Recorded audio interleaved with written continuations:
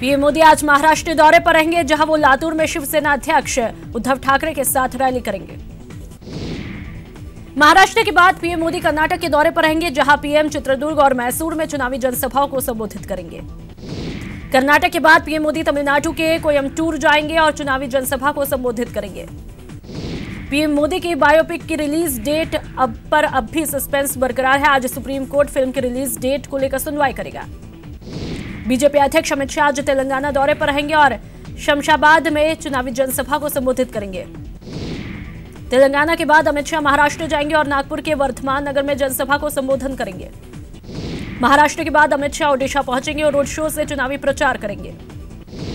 आज यूपी के सीएम योगी आदित्यनाथ, सुषमा स्वराज और स्मृति ईरानी मेरठ में बीजेपी प्रत्याशी का समर्थन करने पहुंचेंगे और राजेंद्र अग्रवाल के समर्थन में वोट डालने की अपील करेंगे।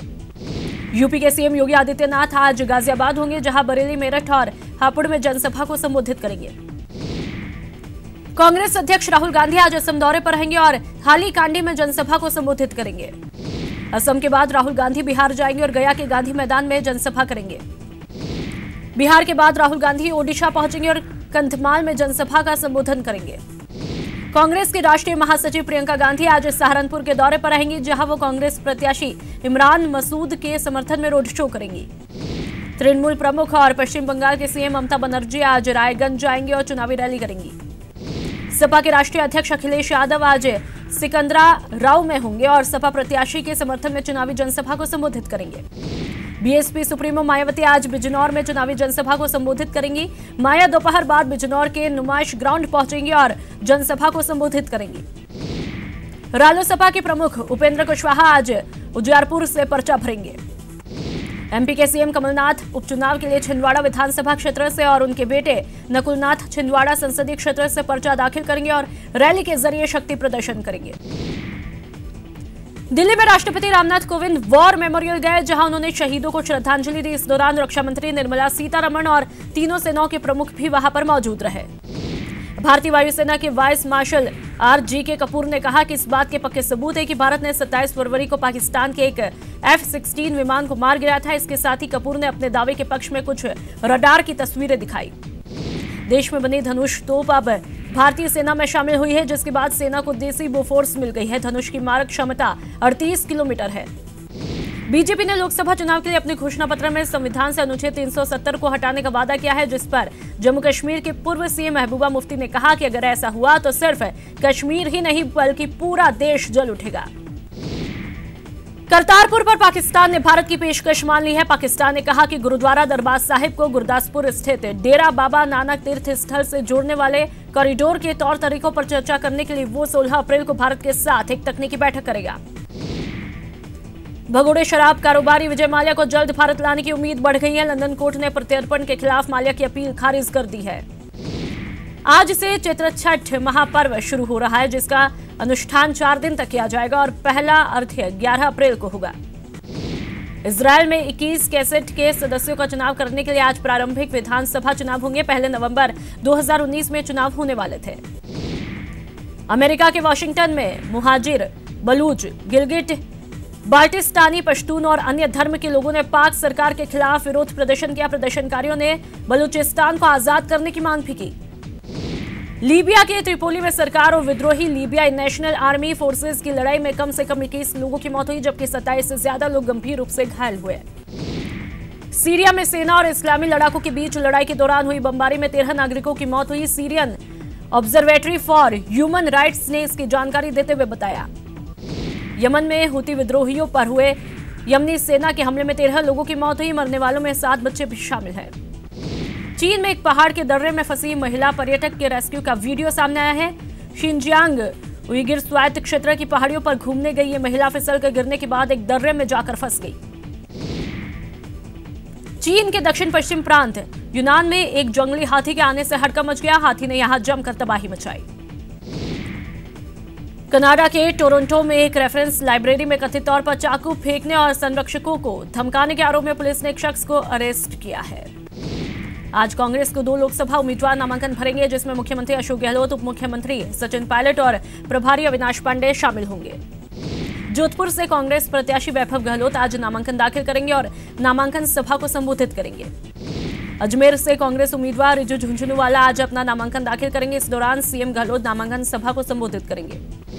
बीकानेर में मुख्यमंत्री अशोक गहलोत ने कहा कि 5 साल से राजस्थान एकमात्र ऐसा राज्य जहां जिसमें कांग्रेस में पीसीसी चीफ पद को लेकर कोई भी विवाद नहीं हुआ है। मुख्यमंत्री अशोक गहलोत ने बीजेपी पर निशाना साधते हुए कहा कि बीजेपी कांग्रेस मुक्त देश का सपना देख रही है। सोमवार को भीलवाड़ा लोकसभा क्षेत्र से बीजेपी के उम्मीदवार सांसद सुभाष बहेड़िया ने अपना नामांकन किया। बांसवाड़ा प्रत्याशी कांतिलाल रोत ने नामांकन किया। नामांकन से पहले भारतीय ट्राइबल पार्टी के समर्थक इकट्ठा हुए। झालावाड़ 12 लोकसभा सीट से कांग्रेस प्रत्याशी प्रमोद शर्मा ने भी अपना नामांकन दाखिल किया। प्रमोद शर्मा ने बीजेपी पर वार करते हुए कहा कि बीजेपी शासन करती है, कांग्रेस सेवा करती है। टोंक सवाई माधोपुर लोकसभा क्षेत्र से बीजेपी प्रत्याशी और सांसद सुखबीर सिंह जोनापुरिया ने अपना नामांकन दाखिल किया। बाड़मेर से बीजेपी प्रत्याशी कैलाश चौधरी ने अपना नामांकन दाखिल किया। इस दौरान बीजेपी नेता हमीद सिंह भायल, अमराराम चौधरी, लादूराम विश्नोई सहित बड़ी संख्या में बीजेपी नेता मौजूद रहे। चित्तौड़गढ़ संसदीय क्षेत्र से कांग्रेस प्रत्याशी गोपाल सिंह शेखावत ने नामांकन भरा। इस दौरान कैबिनेट मंत्री उदयलाल आंजना, बेंगू विधायक राजेंद्र सिंह सहित अन्य जनप्रतिनिधि मौजूद रहे। राजसमंद लोकसभा क्षेत्र से बीजेपी प्रत्याशी दिया कुमारी ने अपना नामांकन पत्र दाखिल किया। नामांकन से पहले दिया कुमारी ने तृतीय पीठ द्वारिकाधीश मंदिर पहुंचकर ठाकुर जी का आशीर्वाद लिया।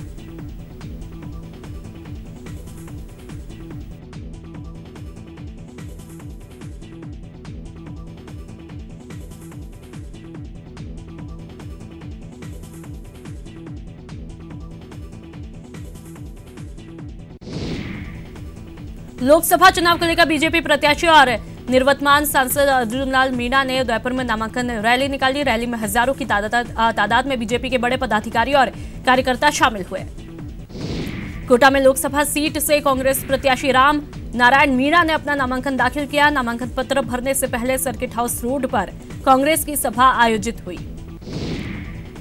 जयपुर से बीजेपी प्रत्याशी रामचरण बोहरा एक बार फिर पीएम मोदी के नाम पर वोट मांग रहे हैं। बोहरा ने कहा कि मोदी के पीएम बनने से विकास को पंख लग जाएंगे। अजमेर में बीजेपी उम्मीदवार भागीरथ चौधरी ने केकड़ी विधानसभा में अपना चुनाव प्रचार किया और लोगों से कमल को वोट देने की अपील की। लोकसभा चुनाव में कांग्रेस के अजमेर लोकसभा क्षेत्र के उम्मीदवार रिजू झुंझुनूवाला चुनाव प्रचार में जुट चुके हैं। झुंझुनूवाला ने कहा कि वो पिछले 4 दिन से चुनाव प्रचार कर रहे हैं। विधानसभा चुनाव 2018 में पार्टी से टिकट नहीं मिलने पर बागी हुए 2 नेता सीएल प्रेमी और कैलाश बंजारा ने कांग्रेस पार्टी का हाथ थामा। अलवर लोकसभा से बीजेपी प्रत्याशी बाबा बालकनाथ ने तिजारा कस्बे में बीजेपी पदाधिकारियों और नेताओं की बैठक ली। डूंगरपुर दौरे पर रहे यूथ कांग्रेस की राष्ट्रीय महासचिव डॉक्टर पलक वर्मा ने यूथ कांग्रेस की बैठक ली, जिसमें कार्यकर्ताओं को जीत का मंत्र दिया गया। जोधपुर से वैभव गहलोत लोकसभा का चुनाव लड़ रहे हैं। वैभव की जीत के लिए अजमेर दरगाह में कांग्रेस के नेताओं ने गरीब नवाज की मजार पर चादर चढ़ाकर दुआएं मांगी। चूरू में अधिक से अधिक महिलाओं को पोलिंग बूथ तक पहुंचाने के लिए जिला प्रशासन ने गणगौर मेले में चुनावी प्रश्नावली प्रतियोगिता के जरिए मतदान का संदेश दिया। लोकसभा चुनाव को देखते हुए दौसा जिला निर्वाचन अधिकारी ने कलेक्ट्रेट सभागार में प्रकोष्ठ प्रभारियों की बैठक ली। बैठक में उन्होंने चुनावी कार्यों का फीडबैक लिया और उनकी समीक्षा की। डूंगरपुर में जिला निर्वाचन अधिकारी ने लोकसभा चुनावों के सुचारू आयोजन को लेकर अब तक की गई तैयारियों को लेकर बैठक की। बैठक में जिला निर्वाचन अधिकारी ने आदर्श आचार संहिता का पालन सुनिश्चित करने के निर्देश दिए। जयपुर जिला कलेक्ट्रेट में लोकसभा चुनावों को लेकर एक विशेष बैठक का आयोजन किया गया। बैठक में लोकसभा चुनाव के दौरान आदर्श आचार संहिता के पालन पर मंथन किया गया। बीकानेर में मतदाता जागरूकता अभियान के तहत नथुसर गेट और कोट गेट क्षेत्र में श्रमिकों ने 100% मतदान की शपथ ली गई। चूरू में लोकसभा चुनाव को लेकर कांग्रेस संगठनों की बैठक हुई। बैठक में पार्टी को मजबूत बनाने का आह्वान किया गया। लोकसभा चुनाव के मद्देनजर रेलवे बोर्ड देश भर के सभी स्टेशनों पर आने जाने वाली सभी ट्रेनों की सघन जांच की। झालावाड़ के नागौर गांव में 70 साल की बुजुर्ग महिला से एक शराबी युवक ने दुष्कर्म किया और पुलिस ने कार्रवाई के बाद आरोपी युवक को गिरफ्तार किया है। अलवर पुलिस ने सेक्स रैकेट का पर्दाफाश करते हुए 2 महिलाओं समेत 4 लोगों को गिरफ्तार किया है। कोटा के रामगंज मंडी इलाके में किसान का 50,000 रुपए से भरा बैग एक बदमाश छीन कर भाग गया। पीछा करने पर आरोपी बैग को फेंक कर फरार हुआ। अजमेर में मदर गेट स्थित एक गिफ्ट की दुकान को चोरों ने अपना निशाना बनाया और दुकान में रखे हजारों रुपए के सामान और नकदी को लूट ले गए। जयपुर में पुलिस ने आईपीएल में राजस्थान रॉयल्स और कोलकाता नाइट राइडर्स के बीच मैच पर सट्टा लगाते 4 आरोपियों को गिरफ्तार किया है। जयपुर में पुलिस ने चेन स्नैचिंग गिरोह का पर्दाफाश किया, जिसमें गिरोह के सरगना समेत 4 आरोपियों को गिरफ्तार किया गया। जयपुर शहर के कन्नी विहार थाना पुलिस ने लूट के मामले में फरार चल रहे शातिर बदमाश को गिरफ्तार किया है। गिरफ्तार आरोपी सांगानेर थाने के टॉप 10 सक्रिय वांछित बदमाशों में शामिल है। झुंझुनू जेल में करीब 1.5 घंटे तक सर्च ऑपरेशन चलाया गया। इस दौरान कैदियों से 3 मोबाइल जब्त किए गए। अलवर के खैरथल थाना क्षेत्र में 1 महीने पहले युवक की हत्या के मामले में पुलिस ने कार्रवाई नहीं की, जिससे परेशान पीड़ित परिवार ने डीएसपी को ज्ञापन देकर न्याय की गुहार लगाई। जयपुर में विश्वकर्मा रोड नंबर 5 पर एक तेज रफ्तार कार ने बाइक को टक्कर मारी। हादसे में बाइक सवार कांस्टेबल की मौत हुई। अजमेर के तोपदड़ा इलाके में एक व्यक्ति ट्रेन की चपेट में आने से गंभीर रूप से घायल हुआ, जिसका जेएलएन अस्पताल में इलाज जारी है। रतनगढ़ में एक श्रद्धालुओं से भरी बोलेरो बाइक को बचाने के चक्कर में पेड़ से जा टकराई, जिससे बोलेरो में सवार 24 से अधिक लोग घायल हुए। अलवर के खुसखेड़ा में फसल की कटाई कर वापस लौट रहे मजदूरों से भरी पिकअप पलट गई, जिसमें 2 दर्जन महिलाओं सहित 28 लोग घायल हुए।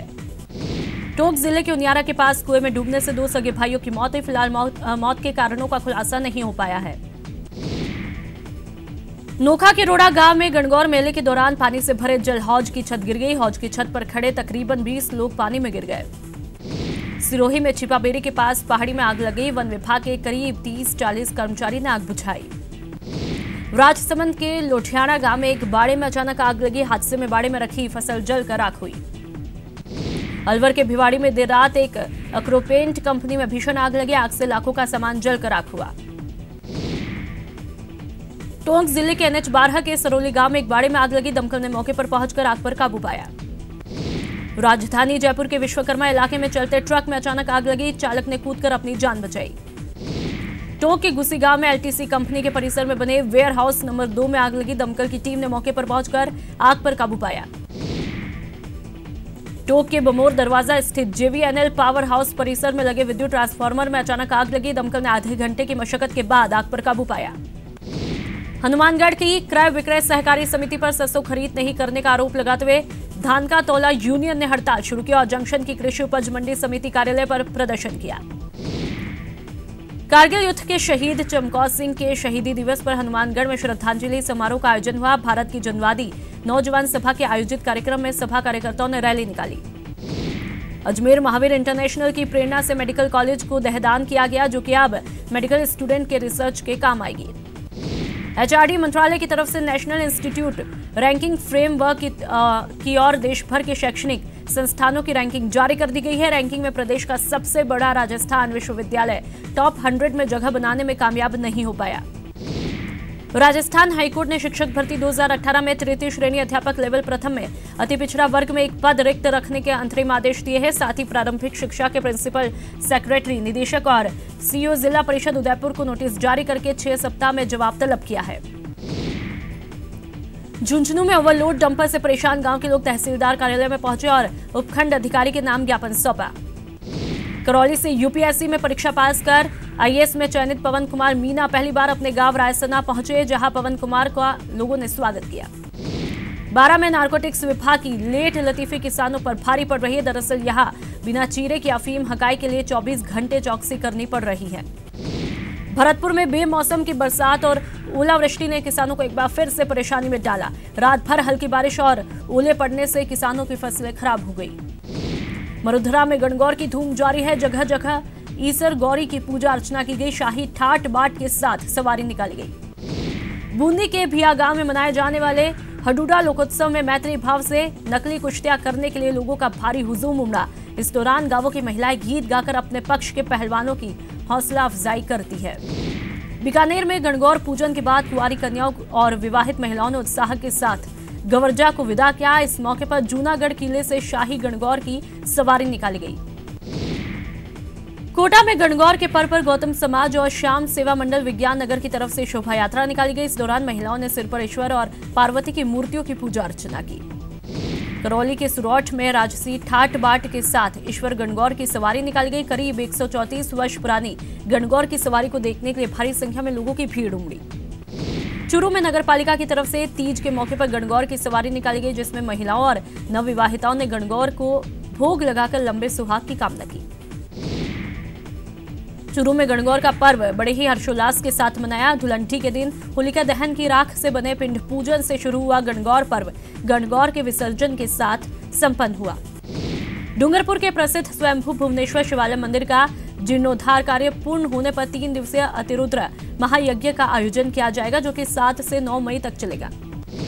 अजमेर में महिलाओं ने धूमधाम से गणगौर मनाई। इस दौरान महिलाओं ने गणगौर ईसर जी की पूजा करके परिवार और अपने सुहाग की लंबी उम्र की कामना की।